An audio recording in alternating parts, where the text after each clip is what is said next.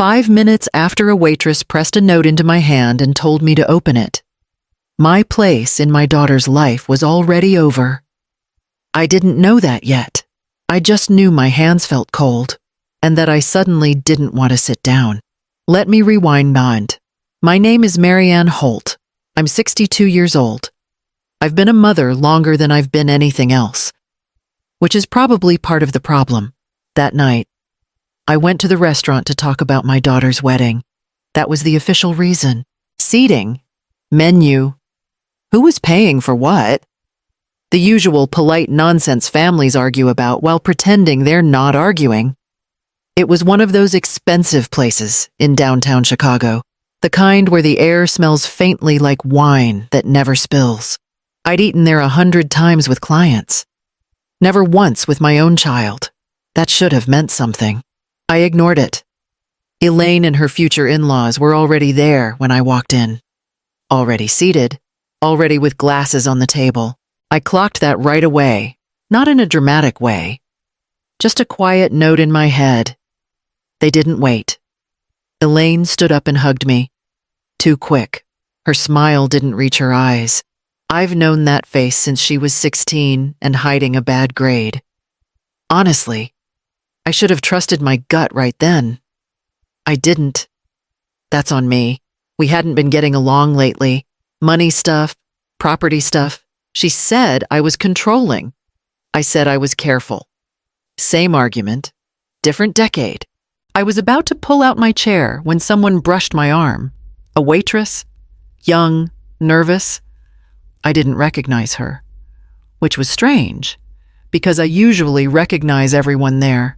She didn't look at my face, just slid a folded piece of paper into my palm like it was nothing. Her voice was low, rushed. "Please," she said, "open it, and don't drink the wine. Give it 5 minutes." Then she walked away.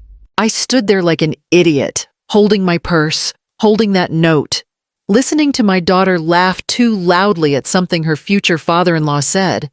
The clink of glass hit my ears wrong. A sharp sound, like something breaking before it actually breaks. I didn't open the note yet. I told myself I was being paranoid. I told myself I was overthinking. I do that a lot. I finally sat down, and that's where the night really started. I slid into my chair and the table didn't pause for me. Elaine's future mother-in-law leaned forward, already mid-thought. We picked the tasting menu. It moves faster. Less. Back and forth. Elaine nodded like this had been decided weeks ago. "You'll love it. Mom, it's efficient. Efficient." That word again. A waiter set a wine list near my elbow, then lifted it away before I touched it. Another glass appeared in front of me, already poured. Elaine watched it land. Just a flicker, gone fast. Her fiancé cleared his throat. We also talked about the guest count.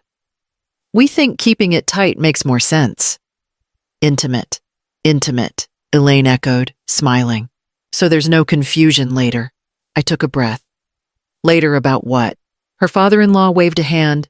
Payments? Expectations. You know how weddings get messy. I knew how people got when money entered the room. I'd spent my whole life managing that mess. "I'm still paying," I said. I kept my voice flat. "So I'd like to be part of those choices." Elaine's smile thinned. "Of course. We just didn't want to bother you with details." That was new. She used to fight me for details. The wine glass sat between us like a marker on a map. Elaine reached for hers, lifted it halfway, then paused. She didn't drink. Neither did I. Her future mother-in-law leaned closer to me, lowered her voice. "We were thinking it might be easier if some things transferred before the wedding. Just to simplify." "Transferred," I repeated. Elaine jumped in. "Not now. We're celebrating." I looked at my daughter, the way she avoided my eyes, the way her hand rested on the table, fingers tapping once, twice, then stopping. A signal. I'd taught her that when she was little, when she didn't want her father to hear. I wrapped my hand around the stem of the glass but didn't lift it. My palm felt damp. Not fear, recognition. They weren't asking. They were moving.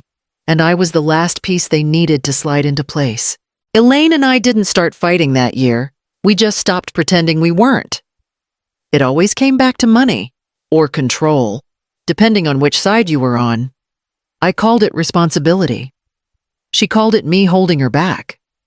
We could sit at the same table and hear completely different conversations. That was the pattern. I just need flexibility, she told me one night, months before the wedding talk even started. She was pacing my living room, phone in her hand, already half gone. Everyone my age gets help like this. Help isn't the same as ownership. I told her. I didn't raise my voice. I never did. The condo stays in my name, she laughed. A short sound, sharp. That's exactly what I mean. You don't trust me. I remember rubbing my temples. Honestly, I was tired. I trust you to live your life. I don't trust timing or pressure. She stopped pacing, looked straight at me. You always talk like I'm a risk. You are, I said. So was I at 34. That was the night she brought up transferring assets, not asking, framing it like a favor I owed her for raising her, for paying for school, for showing up, as if that ledger ever closes. You could sign it over now, she told me. Before the wedding, it would calm everyone down. Everyone, meaning her fiancé's parents. I caught that. I always did. I told her no. Clean, final. I told her I'd help with the wedding, with vendors, with deposits. I told her I wouldn't hand over control just to make people comfortable. She didn't yell. That was the part that stuck. She just nodded and went quiet. Too quiet. Like a door closing somewhere I couldn't see. After that, our calls got shorter. Texts got practical. She stopped asking my opinion and started informing me of decisions already made. Venues booked, menus chosen, assumptions stacked on top of assumptions. I told myself this was normal. Mothers and daughters drift. I told myself I was overthinking. I tell myself that a lot. You'd think I'd learn. If you're listening to this thinking you'd notice sooner, trust me. I thought the same thing. I recognized her before she spoke. Not by name, by posture. Someone who'd learned to move fast and stay invisible. She leaned in as she set the wine glasses down, close enough that I caught the smell of sanitizer on her hands. You're Marianne, right? Her voice stayed low. I nodded. Yes, I see you here a lot, she murmured. With clients, Tuesday lunches, corner table. That landed. I don't know why. She straightened, then hesitated. The way people do when they're about to step over a line they can't uncross. I was bringing the wine. She went on. I wasn't trying to listen. She glanced toward my daughter's table, then back to me. They were talking about timing, dosage, making it look like an accident. My chest tightened. I didn't answer. I didn't trust my mouth. They joked about how red hides everything, she added, about how you wouldn't taste it. Her fingers shook as she adjusted a napkin. She was scared. I could see it. But she didn't back off. I almost walked away. She admitted, I really did. It's not my business. I watched her swallow. Hard. But you're not a stranger to me. She continued, and what they were planning, it's wrong. She slid something into my palm, folded small, quick, like a trick. Open it in 5 minutes. She whispered, not here, not yet. Then she stepped back. Professional again, invisible. The wine stayed untouched. I closed my fingers around the paper and felt my pulse hammer against it. I stayed standing longer than normal. Pretended my phone buzzed. My daughter noticed first. She always does. Her eyes flicked to the glass. Then to me. You're not sitting, she asked. Too quick, in a second, I muttered. Just answering something. Her future mother-in-law leaned back, smiling thin. We already ordered. Cabernet? Your favorite. I nodded like that mattered. The glass sat right in front of my chair. perfect distance. Too perfect. My daughter's hand brushed the stem, just barely, like she was checking temperature. Or weight. I don't know. I just know my stomach dropped. Her fiancé raised his glass. Let's toast early. To family. To finally doing this right. He held it there, waiting. Everyone followed. 4 glasses lifted. Mine stayed on the table. My daughter tilted her head. Mom. I looked at her. Really looked. She was watching my mouth, not my face. I'm driving. I said, I'll sip later. Silence cracked between us. Not loud. Sharp. Her mother-in-law laughed once. Too loud. It's 1 glass. I know, I replied. I just don't want it yet. My daughter's smile froze. You always do this. Control the moment? I shrugged. I'm tired. Her fingers tightened around her glass. White knuckles. She took a sip, then another. Don't be dramatic, she muttered. This dinner isn't about you. That landed wrong. She'd never said it out loud before. I sat down slowly, pushed my glass an inch away. No one touched it again. The plan had cracks now. I could feel it, like air leaking out of something sealed. 5 minutes passed. I unfolded the note under the table. Just 2 lines. Messy handwriting, don't drink it. They added something. I didn't feel fear. Not yet. I felt clarity. I waited until the breadbasket came back empty. Small mercy. Hands shaking. I opened the paper under the table. They put something in the wine. Not to kill you, to drop you. Long enough to sign. Long enough to blame a fall. My throat went dry. Not panic. Recognition. I pushed my chair back and stood. Bathroom. I muttered.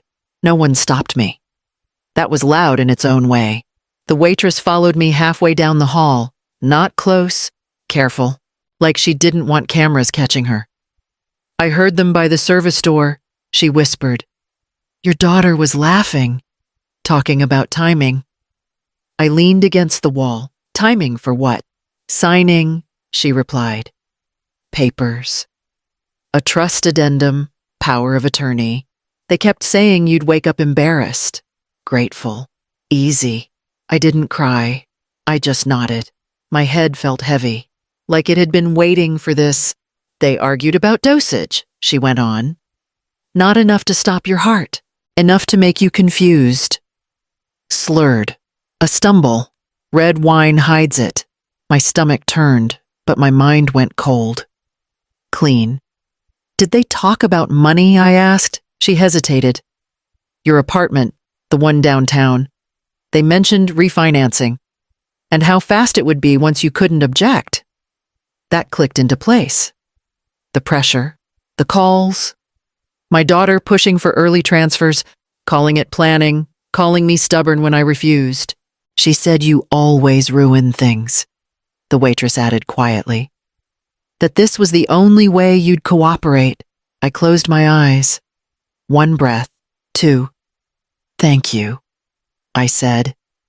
It sounded strange coming out calm. You didn't have to do this. She swallowed. I did. I went back to the table like nothing happened, sat down, smiled. My daughter watched me. Careful now. Measuring. You okay? She asked. Fine, I replied. Just needed air. Her future mother-in-law raised her glass again. We should toast properly. I reached for my wine, lifted it. I could feel their eyes, all 6 of them, tracking the glass to my lips. I didn't drink. I just let the rim touch my mouth, smelling the bitter chemical beneath the grape, then set it back down. Actually, I said, forcing a small, tired smile. I think a toast is in order, but my throat is a bit dry. Let's get some water first. Then we can talk about the future. I wiped the table with my napkin like the spill was an accident, like I was clumsy, like always.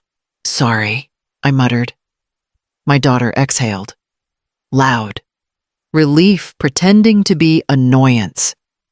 It's fine. You always rush. Her future mother-in-law waved the waiter over. Another glass. Same wine. I didn't stop her. The new glass landed in front of me. Fuller this time. The waitress didn't meet my eyes. That was on purpose. Drink, my daughter urged. Soft now. Sweet. You need to relax. I lifted the glass. Brought it close. Let the smell hit my nose. Bitter under the oak. I held it there a second too long. There. I said, better. I didn't swallow. They watched anyway. All three of them. Waiting for the sign, the slump, the mistake. My daughter started talking fast. About seating charts. About who paid for what. About how generous her fiancé's parents had been. You're lucky. Her mother-in-law added, not everyone gets this kind of support. I nodded. I know. That did it. Her shoulders dropped. She leaned back. Victory settling in early. My daughter touched my wrist. See, we're all on the same side. I smiled at her. Small, tired, the smile she knew how to handle. Inside. I counted, not seconds. Breaths. I placed the glass down untouched, folded my hands, looked around the table like I was memorizing it. I want to say something. I said. They leaned in. I wasn't ready yet. Not for the strike. Just the calm. After dinner, I added, let's enjoy the night. My daughter laughed. That's my mom. Yes. That's who she thought I was. I let them keep that version of me a little longer. It made what came next unavoidable. I pushed my chair back and stood before anyone could stop me. The glass was cold in my hand. Heavier than it should have been. I want to toast, I said. Calm voice. Even surprised myself. My daughter smiled too fast. Mom, you don't have to. I do. I cut in. Soft, but final. Her fiancé's father lifted his glass halfway. Go ahead. I looked at my daughter first, then at her future in-laws. I raised the glass like I was about to drink. Then I tipped it. The wine poured straight onto the table. Slow, deliberate. Red spreading between plates, dripping off the edge. My daughter jumped up. What are you doing? I kept my hand steady. This was meant for me. Her mother-in-law laughed sharply. You've lost your mind. No, I replied. I found it. My daughter's face drained. She reached for the glass like it might explain itself. You talked about timing. I went on. About dosage. About how red hides everything. Her fiancé froze. His father stared at the table like it offended him. That's insane, my daughter snapped. You're imagining things. I turned to her. You wanted me confused. Not dead. Just long enough. She opened her mouth, closed it, then burst out. You never listen. You never let go. There it was. Too quick. Too angry. You talked about my apartment. I continued. About refinancing once I couldn't object. About how embarrassed I'd be when I woke up. Her mother-in-law slammed her napkin down. This is slander. The waitress stepped forward. Finally, I heard it, she said, voice shaking. But loud enough. By the service door, all of it. Every head turned. You don't get to speak, my daughter hissed. The waitress didn't back away. You joked about her falling, about how she'd sign anything after. Silence crushed the table. I set the empty glass down. I'm done funding this wedding. Done with deposits. Done with pretending. My daughter started crying, loud, performative. You're ruining my life. I leaned closer. You already tried to end mine. Her fiancé reached for her. She yanked away. I'm leaving, I said. Tonight. I walked past them, past the waitress, who met my eyes once. Just once. I didn't look back. Some doors don't need to be slammed. They close on their own. I didn't get far. The manager blocked the aisle, palm raised. Everyone stay seated. My daughter laughed, sharp, and wrong. This is ridiculous. She's confused. The waitress stood beside him, hands shaking, spine straight. I can repeat it, she said. Word for word. Her fiancé's mother scoffed. You think anyone will believe a server over family? The manager didn't blink. I believe my staff. Another waiter stepped in, then another. Quiet. Solid. My daughter pointed at me. She's always been dramatic. She controls with money. She hates losing it. I turned back. You asked for my apartment 6 times in 2 years. You asked me to sign papers without reading them. You planned tonight. That's not... She stopped. Swallowed. We were trying to protect ourselves. That slip hung there. Her fiancé finally spoke. You said she'd sign. You promised. His fiancé finally looked at Elaine, his face pale and eyes darting toward the door. You said your mother was on board with the restructuring. Elaine, you said the papers were just a formality because of her condition. I leaned forward. My condition? You mean the one you were planning to induce 5 minutes ago? Nothing moved for a second. The manager didn't blink. I believe my staff. I've already alerted our security and secured the security camera footage from the service door. He turned to the table, his voice icy. I suggest you wait for the authorities to arrive. If you attempt to leave, our security will document it. My daughter rushed me, grabbed my arm. Mom, please, don't do this here. I pulled free. You already did. She looked smaller then. Not hurt? Exposed. I picked up my coat. The waitress handed me my bag like it mattered. Thank you. I told her. That was all I had. My daughter followed me to the door. You think you've won? I paused. I think I'm done. Behind me, voices rose, arguments, excuses unraveling. I stepped outside. Cold air hit my face. Clean, real, inside. The truth stayed behind, doing its work without me. The check came. Folded neat, a final price tag on a broken family. I picked it up before anyone else could touch it. Put it on my card. I told the manager. My daughter snapped. You don't have to. I'm paying so I never have to owe you a single second of my life again. I cut in.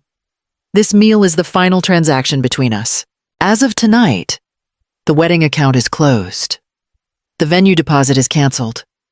You won't be using my apartment as collateral, storage, or leverage.